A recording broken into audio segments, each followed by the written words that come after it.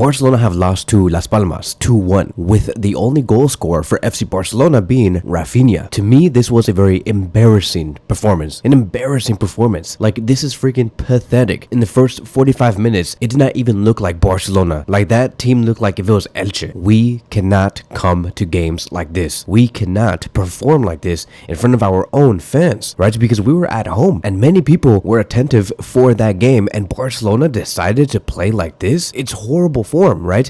And you may ask, Kevin, who do you think had the fault for today's game? I think that it was everybody. It was everybody. Every single player. Every single player. Maybe besides Rafinha, every single player did not show up. It seemed like these players did not care. They were uninterested. They ignited the spirit of Frankie de Jong, and everybody was just like, okay, we'll just play passive. We're not going to even be focused, whatever. Las Palmas came in with full force. They came in with 110% focus. They were attentive, and every play that they did in terms of the attacking opportunities, they were always on point. Barcelona lost to Las Palmas at home for the first time in 50 years. Isn't that crazy? And so I strongly do think that this was a bad performance overall, and they did not deserve to have not a single point. We must be self-accountable, and so for this specific game only, Barcelona did not deserve 1 point nor 3 points. Now here's going to be my next point. Just because I am saying that Barcelona did not have a good performance against Las Palmas, it does not mean that I'm going to be out here saying that Barcelona have lost the league, that Barcelona is finished, that Lewandowski is finished, or Jules Koundé is finished,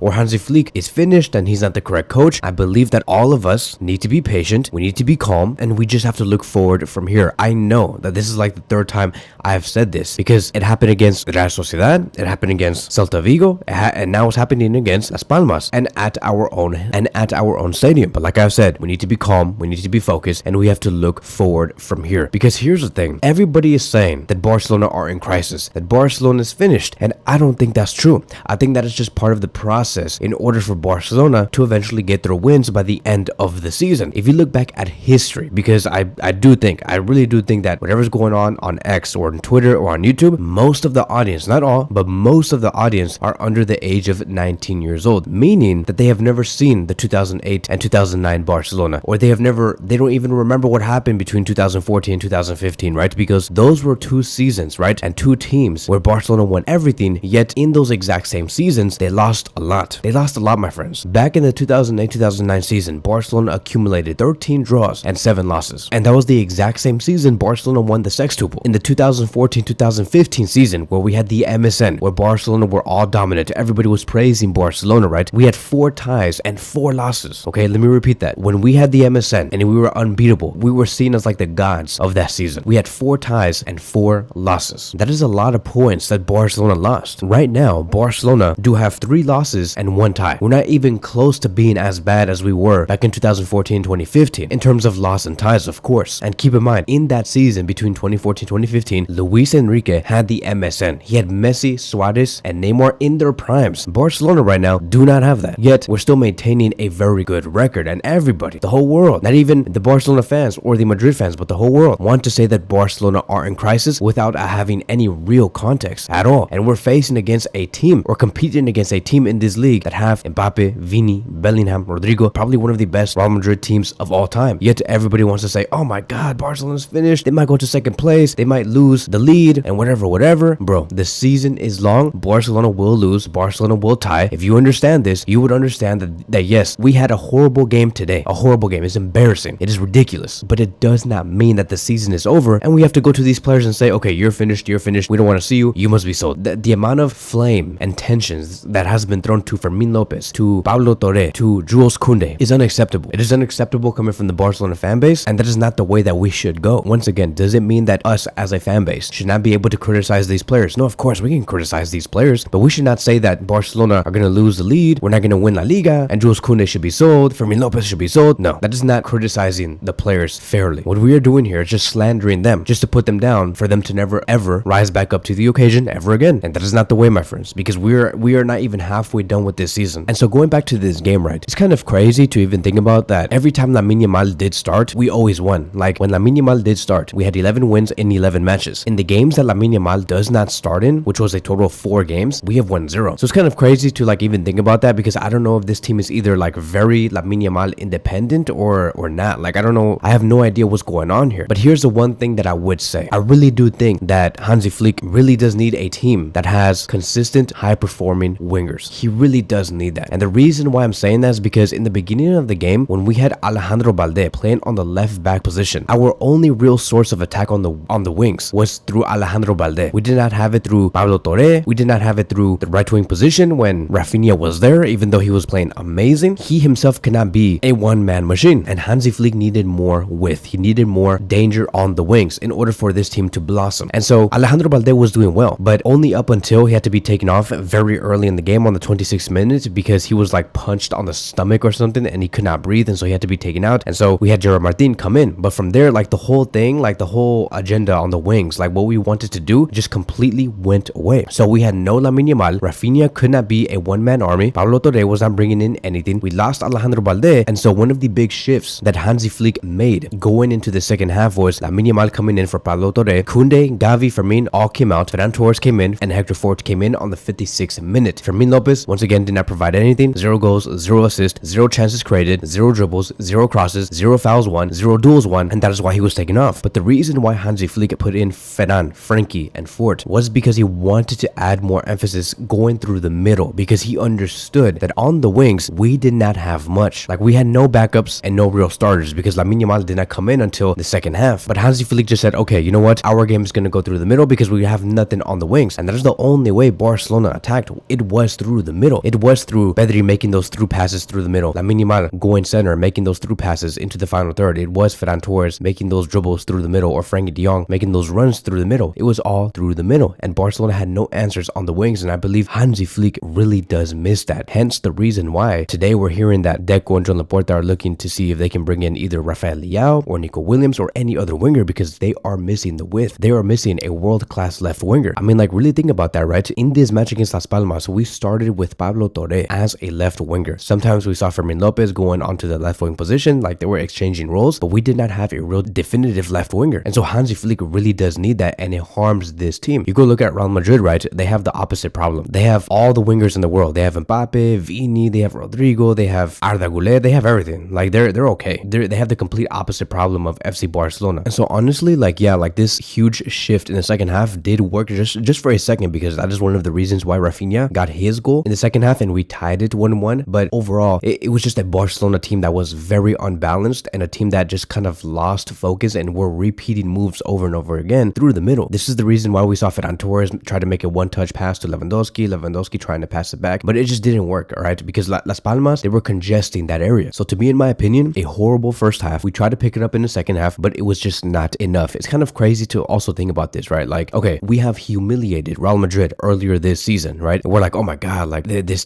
Barcelona team is beautiful. We did destroy Madrid at their stadium 4-0. It was amazing. But for some reason, I'm getting that sense that these group of players are kind of settling down. Like they're kind of calming down. They're like, okay, we proved our point. We won 4-0 against Real Madrid. We won against Bayern Munich on that week. And for some reason, they're putting their arms down. Like, I hope that is not the whole idea, okay? Because like, if they're thinking in this way, then it's going to be a rude awakening for the rest of this season. A rude awakening. Like, we will lose so many games, lose so many points, and that is when I would say, okay, Barcelona lost the league. It's over. Barcelona will not win anything, because we cannot think this way, because we have seen what happens in the end with the coach. Because if these players are going to be doing the exact same thing they did with Xavi Hernandez to Hansi Flick, it's not going to end well with Hansi Flick. We did this with Xavi Hernandez. Like, we won those big games under Xavi Hernandez, but then when it came to like facing Las Palmas or Elche or like those lower level teams, that is what led towards Xavi Hernandez getting sacked. And I'm starting to get a sense that we're seeing the same thing with Hansi Flick. And I don't want these players to ever think that just because we beat Bayern and Real Madrid, we can put our arms down just for a little. No, that is unacceptable. That cannot happen. And I hope that is not the idea. I hope that is not the route that we are going through. I hope that this is just a little phase that Barcelona are going through, and then we just get over it, and then we just win every game from here. And I hope that the reason why we're losing games like this and losing points is because these players could be exhausted, is because maybe it's just the injuries, right? Because if you look at the starting 11, you're like, what the hell? Like, what happened to Dani Olmo? Alejandro Balde had to leave very early in the game. Lamine Yamal is still trying to get fit. Maybe it could be because of that. One last thing, right? There were like 3 events in the last 10 minutes that kind of threw me off. Like, I know that, okay, yeah, Barcelona played bad, but it does not mean that we should just ignore what happened in the last 10 to 15 minutes and just say, oh yeah, it doesn't matter because we play bad. It doesn't matter because this is part of the game. But there were 3 events that happened in the last 10 minutes, which was Kubarsi getting hit on the ankle. There was literally blood on his ankle, which kind of showed proof that he was taken down unfairly inside the box. That could have led towards towards a penalty, but the ref was like, no, we're not going to review it. We're fine. We're okay. Just go back, get out on the field, stay there for like about a minute, and then you can come back in. So I'm like, okay, fine, fair. Kubarsi got hit in the ankle. Maybe something else might happen later down in this game in the last 10 to 15 minutes. Then came Pau Victor, right? He came in later in the match, and then he was pulled on the shirt inside the box, right? He was trying to header the ball, but one of the defenders of Las Palmas literally pulled his shirt. You can see on these pictures here. I'm not lying. I'm not like out here trying to lie and trying to say that this is the reason why Barcelona should have won or why we should have leveled 2-2. I'm just showing you guys proof of what actually happened. I don't know if these things count anymore. Like if a team plays bad and then things like this happen, does it still count or am I tripping or what's going on here, right? But Pau Victor, yeah, he was pulled down by the shirt. That should have been a second penalty. Then came a moment where Lewandowski was on a 1v1 duel in the air against a defender, and then one of the defenders of Las Palmas, right, he lifted his arm up, the ball hit his arm. I'm like, okay, so where's the penalty? So it was like a third time, so I'm like, what's going on here? So just a couple of things to think about. I don't know what happened in those last 10 minutes. A lot of strange things happened. Even Las Palmas, like they knew that they might lose this lead. They might make it 2-2 because Barcelona were very close on scoring and they were trying to get on the ground. They were trying to fake fouls, waste some time. You know the whole deal. That is what they were doing. But, in the end, I don't even want to like really talk about this because I know that this is going to rub people the wrong way. If I claim this, they're going to be like, but Barcelona still play back, Kevin. It doesn't matter. These fouls don't matter. It doesn't matter if blood comes out from Kubarsi. It doesn't matter. Barcelona play back. Whatever, bro. From here, I know people are going to be very disinterested. No one's going to watch, like even care about like this game. It is what it is. Barcelona playing about 3 days. We have very little to no rest. We play on Tuesday, which will be against Mallorca. And for me, it's going to be at 10 a.m. Perfect time. I love that time. 2 hours earlier than usual. And hopefully Barcelona come in with the best starting 11 possible. Having Lamine Yamal start. Let's have Alejandro Valdez start. Let's get Rafinha back into his full form. Same thing with Lewandowski. Let's get Casado back in. Let's get Gavi back in. Pedri, Kubarsi, Jules Koundé. Let's all go back in and get those 3 points. That is it. That is going to be wrapping up today's video. Thank you guys so much for watching, and I will see you guys in the next one.